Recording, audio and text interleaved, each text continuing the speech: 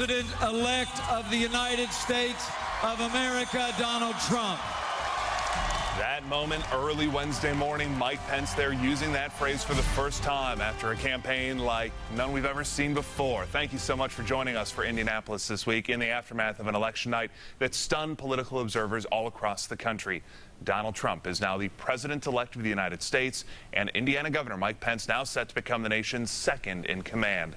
It was Pence who strolled out on stage in New York in the early morning hours Wednesday, introducing President-elect Trump to the nation after the concession phone call from Hillary Clinton. And it's been a whirlwind for both ever since. Pence, who campaign insiders say will play a large role in the transition of power at the White House Thursday there, meeting with Trump and House Speaker Paul Ryan to talk about their agenda for the first 100 days in office.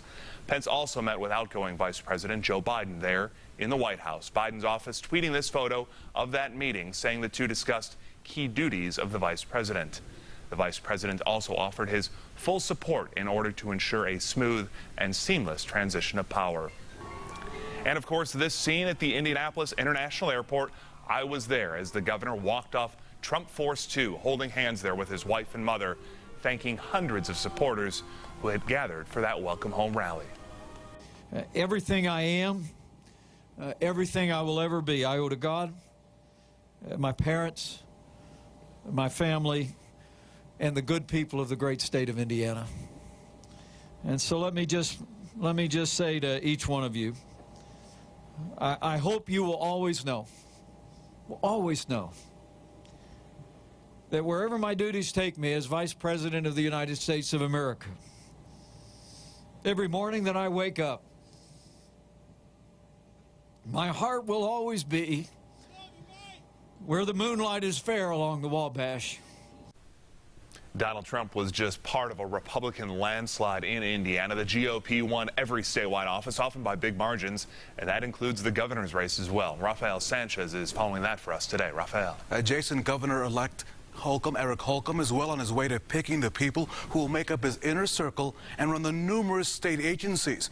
Holcomb expressed a sense of vindication during his victory speech. He addressed those who were concerned that his Democratic opponent had the upper hand on this competitive race. The party chose Holcomb after Mike Pence was asked to become the VP nominee. And Mr. Holcomb says that he's ready to lead and says he has plans to move the state forward. What we mentioned out on the campaign trail, I meant, and that is we'll be focused on making sure we protect our fiscal integrity. We'll make sure we're focused on people, satisfying the requirements of the 21st century workforce demands. We'll make sure that we do deliver a long-term, data-driven, sustainable infrastructure program. And then it all starts with this board behind me and making sure that we're delivering good state government services at a great taxpayer value. And Jason, let's put this in perspective. Governor-elect Holcomb will take his job with not only a supermajority in the House and the Senate, but every office holder is a Republican at the State House. All right, Rafael, let's talk about the Democrats now. Big losses statewide and now a legislative session just a few weeks away. What are they telling you today? Well, Democrats, as you can imagine, are shocked with the results. They were expecting a better outcome and seem to be blindsided with the inability to win not one of the major offices there at the State House. Democrat John Gregg expressed his disappointment with the results during his concession speech. He thanked his supporters and called on Hoosiers to come together. It will be tough going in the General Assembly, where Republicans can literally ignore Democrats during the legislative process. They won't, but they can. Minority Leader Scott Pelath says Democrats will be involved and vigilant. The good news is that many of our principles and the things we espouse are timeless in many ways. We will continue to be advocates for justice. We will continue to be advocates for basic human decency. And we're going to continue to advocate strongly for the vast middle class of Indiana, ensuring that their interests are promoted and that we at all times strive to do the best for the most.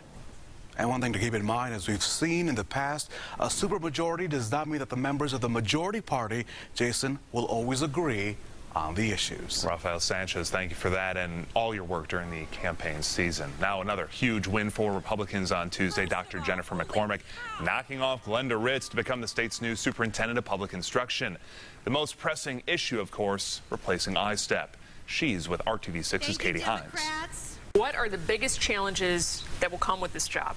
You know, there are a lot of challenges that are going to come with this position, you know, but I see it as an obligation to lead the state of Indiana in the arena of education. But we're under a new federal law, and so that's going to take into effect after the new calendar year. And we have an assessment accountability system that are pressing as far as a timeline to get that mess kind of figured out.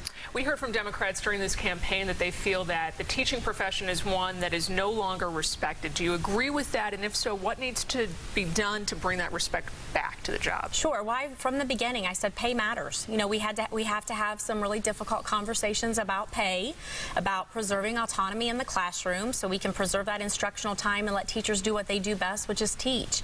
But Indiana's going to have to be purposeful in celebrating our teachers and looking at models that we can retain and attract teachers into the field. What should replace the ISTEP exam? Yeah, and that's the big question. You know, we have the ISTEP review panel that we have a lot of confidence in. Maybe the pace of that panel is not moving at the pace we would like to see it move, but I'm confident they will have a solution. But we're wanting something that is obviously proven, that will prove growth, that will represent and valid and reliable performance, something that takes a lot less time but meets the letter of the law with the federal law. So we have a lot to consider regarding that new assessment. And I'm a big proponent of we need to make sure we're evaluating our students so that we know how they're doing nationally. So a national norm would sure be helpful in that arena. What do you think is a realistic time frame for getting that replacement in place? Yeah, well, the panel's under the gun. They have to have something by the end of this calendar year, which is really quick. But as far as replacing, we'll be under ISTEP this spring by law, so we have one more round, per se, of ISTEP. Hopefully, then the next following spring, we can look at something, or we will have something in place. But knowing that it takes a long time to norm something in the field and to test it in the field and make sure it's reliable and valid, that's not a quick turnaround, so we have a lot of work to do. What's at stake in figuring out the best replacement for this test?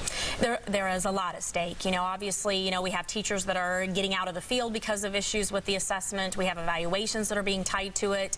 We have a lot of upset families because of what's happening with assessment. But also, too, as a state, we need to move forward in our educational arena and make sure we're being competitive. And so we have to get this one right. But what's concerning is we're having that conversation of assessment in isolation. It should be a conversation about curriculum and instruction tied to that assessment, and then looking at accountability all tied. It needs to be one piece versus looking at it in isolation. We heard a lot about changing A through F accountability. Sure. What is the answer to that? You know, there's no good answer. I haven't talked to an educator across the state that doesn't agree with accountability. Principals understand accountability and agree with it, and so do superintendents and school boards. So we understand accountability, but it needs to be fair and transparent. I don't agree with one grade tells all. It needs to be more of a multifaceted system where we are looking at more of a report card type of situation so that we have a better idea of how schools are doing and where they're doing well and where we need some work. Where do you think the balance stands between funding public schools and also funding school choice? Sure. Well, you know, my district has 15% transfer tuition from public to public, and so that is choice. You know, when parents can make that decision of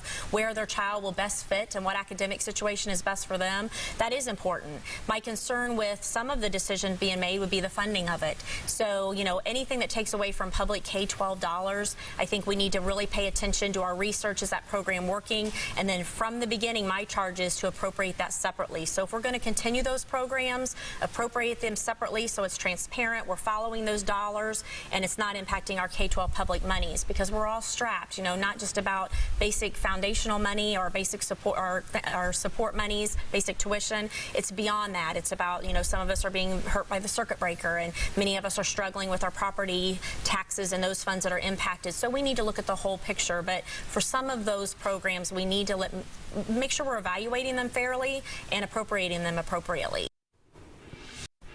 And welcome back to Indianapolis this week. Todd Young there pulling off a huge win in Indiana politics, handing Evan Bayh his first ever defeat in a statewide election. Young winning what was projected to be a tight race to replace Dan Coats, part of the wave that allowed the GOP to maintain control of both houses of Congress. And in that highly competitive race to replace Todd Young, Republican Trey Hollingsworth shaking off criticism about moving to Indiana just to get a congressional seat and defeating Democrat Shelley Yoder to earn a spot in the U.S. House of Representatives. And we're joined now by the Republican Congressman-elect Trey Hollingsworth. Trey, thanks so much for being here. Thank you for having me. Congratulations to you. I appreciate that. Take me back to election night as you were watching the results. Were you surprised by how much you ended up beating Shelley Yoder by? Look, we knew we had the right message. We knew what people wanted to hear was about the vision we had for the future, what we could do to get hurdles out of the way of Americans, what we could do to make Americans feel safe again, what we could do to rebuild the American economy back to a vigorous job-creating machine. And I knew we had the right message. The only question was, would voters get distracted by Shelley Yoder's attempts to tell them it was about something else, tell them this race was about anything but the issues? And so we got the message across, and I was excited to see the results come in, and even more excited to have the opportunity to get things done in Washington, to actually accomplish the mission that I think Hoosiers have sent me there for. As you watch those results roll in, of course, we were all watching the presidential results roll in as well. Even a lot of Trump's supporters and staffers were surprised by the result and how much he ended up winning by. Were you surprised by that result? Look, I'm no political expert. What I know is people are angry. People are upset. People want to see something different in Washington. I think what they recognize is that Shelley Yoder and Hillary Clinton are status quo politicians, and we need real change. And Donald Trump, being an outsider, being a businessman, not being beholden to special interests over a 30-year career in D.C., brings that real change that we want to see. I've always been a supporter of his and excited to see him as president, excited to have a president that will sign the legislation that we pass in the House to finally resolve these problems, to finally fix the budget deficit, to fix the tax code, and actually get things done in Washington. To that end, to that anger aspect of things, to the divisiveness of a lot of the campaigns up until Election Day, we've seen a lot of protests this past week as well so far. What would you say to those protesters out there that are protesting the fact that Donald Trump won, and by all accounts won so fair and square? Right.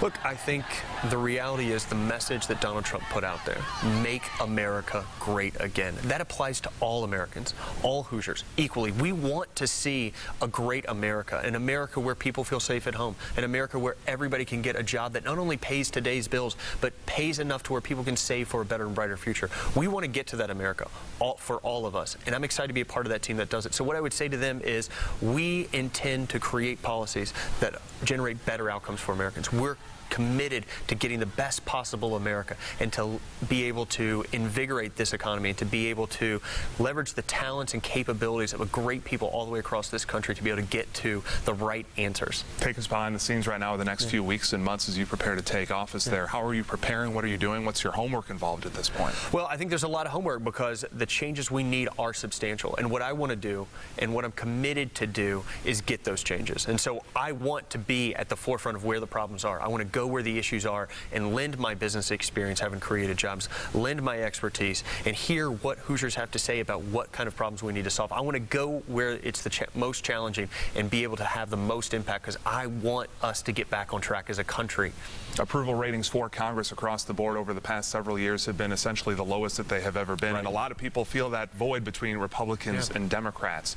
As a first-term congressman, what effort do you put into to reach across the aisle to Democrats and try to work with them right out of the gate? Look, I'm a business guy at heart, so I certainly understand what it takes to negotiate with people who have interests adverse to mine. I want to see us succeed by getting the right legislation passed, by getting the right results out of Washington, the right results not just for ours, not just for D's, but for all Americans again. That's who we are. That's what we can do. I'm committed to doing that, and so I will work with anybody and everybody to get the right answers for Americans because I've said that during the campaign. I'm going to continue to talk about that, and I'm going to continue to get it done for Americans. 9th District Congressman Todd Young, now the senator-elect out of the 9th. Absolutely. Your relationship with him, how do you two work together in the past, going forward, et cetera, to bring you up to speed? Look, it is absolutely critical that nothing gets dropped between Todd Young and myself. I want to make sure our teams and that we are totally synced up because the last thing I want is for an issue a veteran has to be dropped during that transition, an issue a senior has with Social Security to be dropped in that transition.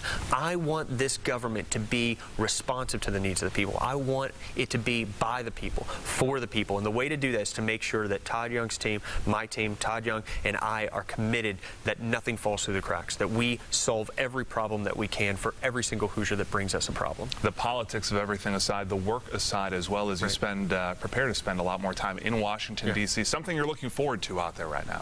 Well, I tell you what, I am really looking forward to the opportunity to serve on the mandate that people have given me. It's so much trust has been invested in me, and I am humbled by that, but I am committed to living up to that trust, to living up to the expectations people have that said, you were the candidate for change, we want that change, now go get it done for us. And so I'm excited about that opportunity. Congressman-elect Trey Hollingsworth, great to see you. So Congratulations. Thank you. And still to come here on Indianapolis This Week, how did Donald Trump win and what happens now with him heading to the White House? Our political insiders next. You're watching Indianapolis This Week only on RTV6. I take pride in getting things done, but when it came to Medicare, I was glad I could get a little help. Ingrid and Robert called Anthem Blue Cross and Blue Shield and found an affordable new Medicare Advantage plan that pays for many of the costs original Medicare won't. Now they can focus on other important decisions. Anthem plans help protect you from high medical costs. So call now to find a new plan that's right for you.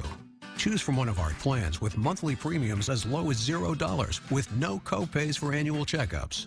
We've built stronger partnerships with trusted local doctors and hospitals to bring you special benefits like dental and vision, free access to over 13,000 fitness locations, plus prescription drug coverage, with copays as low as $0 at over 68,000 pharmacies. Now's the time to switch. The deadline to enroll is December 7th. So call Anthem Blue Cross and Blue Shield today at 1-844-731-8959 to learn more or to schedule an in-person meeting. Good morning. Time to get up. No, really, come on. Great days start with Kelly. I'm gonna get you. All right, everybody in? Hey, you blinked. Join us weekdays for Live with Kelly. Weekday mornings at 9 on RTV6. Breaking investigations. I just cannot take it. A military widow overtaxed by $20,000. I found out that I didn't pay my neighbor's taxes. The government admits the mistake, but They can just say, whoops, we've already spent your money. Call 6 Investigates is working for you, and Kara Kenny helps get her money back. Thank God for RTV6. See how to keep your hard-earned money. Watch Call 6 Investigates, working for you on RTV6. Somebody needs to be on your side. And welcome back to Indianapolis This Week, and we are welcoming in two of our favorite political insiders this morning, Democrat Laura Beck, Republican Pete Seaton. We're going to start with a quick hug between the two of you. Aww. A nice moment He's after my the favorite election. Pete Seats. It's great to have you both We here. actually were emailing on election night. See? We can all be friends. We're all friends. In the wake, that's It's right. over. The fight's over. Let's start with the presidential race. Pete, how did Donald Trump become the president-elect? Yeah, Pete. And more of Can an you answer answer than this just question? winning the most electoral votes. Well, clearly it was rigged. I think the whole thing was rigged. I think it's a testament to how angry and upset the American people are at the political process. You know, you had a little bit of maybe history there too. You know, Democrats have never, there hasn't been a Democrat who succeeded a Democrat immediately since Buchanan. So there's some history at play there too. But smart. I think I did my nice. Wikipedia before I got here. He always does his homework. But really, I think it's just people upset with the process, and you look at Hillary Clinton, who's been around forever, and people didn't want it. There was a lot of baggage there, her emails, scandals, all this, and it was drip, drip, drip, drip, drip every day up until the end, and people wanted a different direction. Some people wanted it, though. The majority of Americans wanted it. Hillary winning the popular vote. Why couldn't she pull it off? You know, I think that's a really good question, and I think that there's going to be a lot of people on Republican and Democrat sides wondering what happened. I don't think we can underestimate the power of how people feel outside of large urban areas. When you looked at how these votes came in, particularly even in Indiana, in the smaller rural communities, there was really not a lot of love for Hillary Clinton, and I think that we all probably underestimated that voters are really tired of the establishment, and I think we can all probably agree on that. I don't think we can blame anybody. I don't think this is one where you can blame pollsters. I don't think you can blame your modelers. I don't think you can blame any of that. Anyone you want. Well, yeah, but it's not healthy and it's not helpful. Because I think a lot of folks miss this. I mean, on election night, Kip 2, our beloved Kip 2. Kip missed something? No, on election night, the last thing I saw before I went to bed was Kip 2 standing outside of on an elevator as the doors were closing, saying the only group that got this was polling outfit with USC and the LA Times.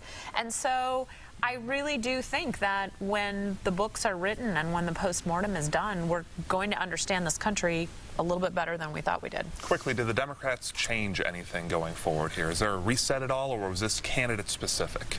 Well, I would say this. I think there will obviously be a reset because Hillary Clinton and the Clinton family has been a very large part of the Democratic Party for a number of years. So already you're seeing a movement to draft Keith Ellison, who's a representative from Minnesota, as the DNC chair. So you're going to see some transition and some moving around, but I don't think we have to necessarily go back to the drawing board. I don't think this is like 2004. I think we have to see what's going to happen with Donald Trump, frankly. Let's talk about the governor's race now. Eric Holcomb, the governor-elect here. How did Eric Holcomb pull it off, and pull it off by that margin? Well, I think the national environment certainly contributed to that. It helped that new voters came out to support Donald Trump, and I think they went down the ballot and supported other Republicans as well, to our benefit, to Todd Young's benefit. But you also had the fact that people didn't want to turn back the clock. They didn't want to go back to 12 years ago when we had the debt and dysfunction of the previous administration. I need some free pills after this election. Well, it worked, so the ad worked. But I think, you know, people understood that Indiana was on the right direction, and they wanted to continue down that path, and we were victorious. Who becomes the standard bearer of the Indiana Democrats from here on out? Well, it's funny. Abdul and I were talking about this, who steps up. We have a lot of people. We have a deep bench. I mean, we've got people like Andre Carson, Christina Hale, Mayor Buttigieg. I was speaking on Friday to a group of emerging Democrat leaders, and there were a lot of very passionate, excited people from around the state. So I think really for the Democrat Party, it's always been a collective, and I think we have an opportunity to continue doing that. I do think, though, that one of the things that we ran very well, particularly in the governor's race in the urban areas, we did better than we thought we were going to do in Hamilton and Boone. But I think we have some opportunities to do in some of the rural communities where we didn't run as well as we usually do. Finally, a one-word answer. Have you recovered yet from the election of 2016? Yes or no? Yes. No. Me neither. Sick as a dog right now. I mean, Pete, Laura, thanks for being here. Great to see you back. And finally, here on Indianapolis This Week, we want to honor the legendary career of State House reporter Jim Shella. Jim retired from Wish TV on Friday after covering Indiana politics for the past 34 years. His excellence led to him becoming a two-time recipient of the Sagamore of the Wabash, the highest award that a governor can give a citizen. Jim, we want to thank you for all your work to keep Indiana informed and hold those at the State House accountable. All the best in your retirement. And we want to thank you so much for joining us here for Indianapolis This Week. For Raphael, Katie, and our entire team, have a fantastic Sunday, everybody.